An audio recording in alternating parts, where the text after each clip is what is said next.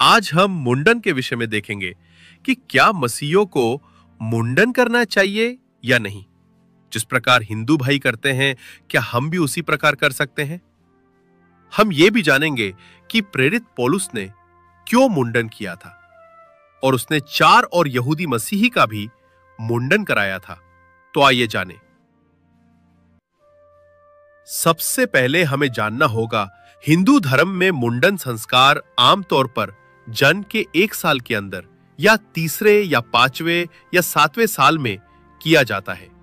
मुंडन संस्कार किसी शुभ मुहूर्त में किया जाता है और यह परिवार की इच्छा और सुविधा पर भी निर्भर करता है। मुंडन संस्कार किसी आस्था से भी जुड़ा है और देवी देवताओं के लिए समर्पण करते हैं।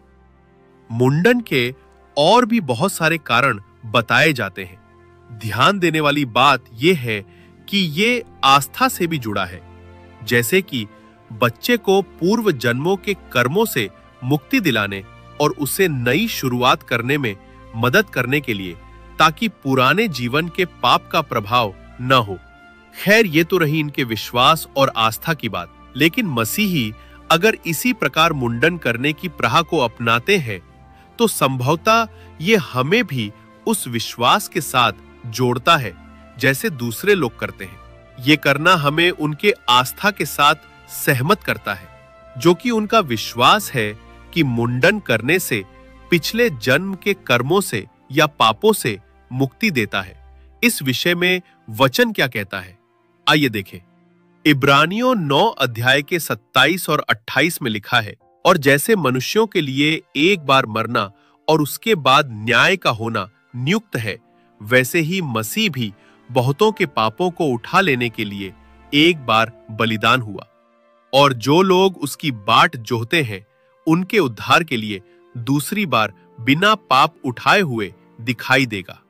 ये वचन हमें बताता है कि मनुष्य का एक बार मरना और उसके बाद न्याय का होना नियुक्त है, यानी ठहराया गया है, जिसका मतलब है पृथ्वी में जितने भी मनुष्य हैं एक ही बार इस पृथ्वी में आते हैं और जो कुछ करते हैं उन कामों का न्याय होगा। मनुष्य बार बार जन्म नहीं लेता है और पापों से मुक्ति केवल यीशु मसीह पर विश्वास करने और उसके बलिदान से ही प्राप्त होता है। और यह भी स्पष्ट है कि बाइबल के अनुसार पूर्व जन्म होता ही नहीं है। हम बाइबल में देखते हैं कि प्रभु ने अपने लोगों के लिए क्या निर्देश दिए। इजराइलियों को परमेश्वर ने मिस्र से आजाद करने के दौरान क्या कहा था।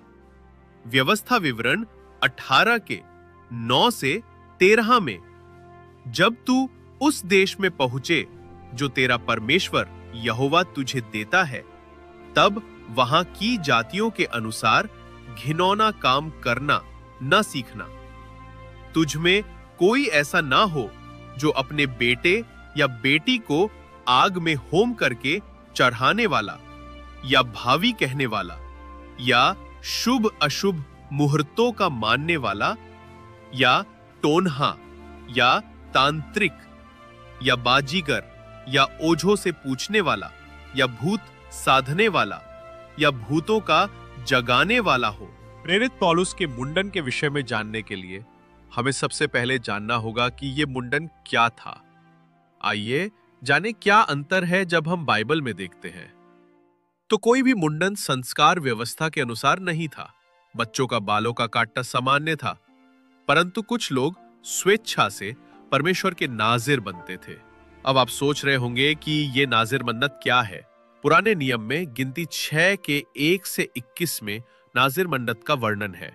ये एक विशेष प्रकार की मन्नत थी जिसमें कोई व्यक्ति परमेश्वर के प्रति समर्पण के लिए कुछ समय के लिए विशेष नियमों का पालन करता था, जैसे शराब या अंगूर से बनी किसी भी चीज का सेवन ना करना, अपने सिर के बाल ना काटना, मृत शरीर से दूर रहना क्योंकि ये अशुद्ध माना जाता था। मुंडन की व्यवस्था तो नहीं थी, परंतु स्वेच्छा से मन्नत को पूरी करने के लिए कुछ समय या अंतराल के लिए समर्पण का समय पूरा होने तक बाल नहीं काटा जाता था, और इस मन्नत को पूरा करने पर सिर के बाल मुंडवाया जाता था, बलिदान और भेंट के साथ।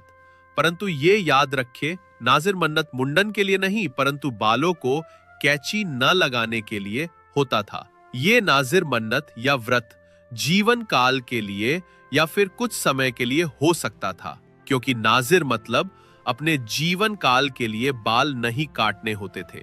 जैसे कि हन्ना ने जब उसकी कोई संतान नहीं थी, रो रो कर प्रार्थना की कि यदि खुदा उसकी सुने और बेटा दे तो वो उसे हमेशा के लिए प्रभु को सौंप देंगी। पहला शामूल 1:11 में लिखा है, और उसने ये मन्नत मानी, हे सेनाओं के यहोवा, यदि तू अपनी दासी के दुख पर सचमुच दृष्टि करे और मेरी सुधि ले और अपनी दासी को भूल न जाए और अपनी दासी को पुत्र दे, तो मैं उसे उसके जीवन भर के लिए यहोवा को अर्पण करूंगी और उसके सिर पर छुरा फिरने ना पाएगा। और शमूएल के लिए उसकी मां ने मन्नत मानी और उसे पूरा भी किया।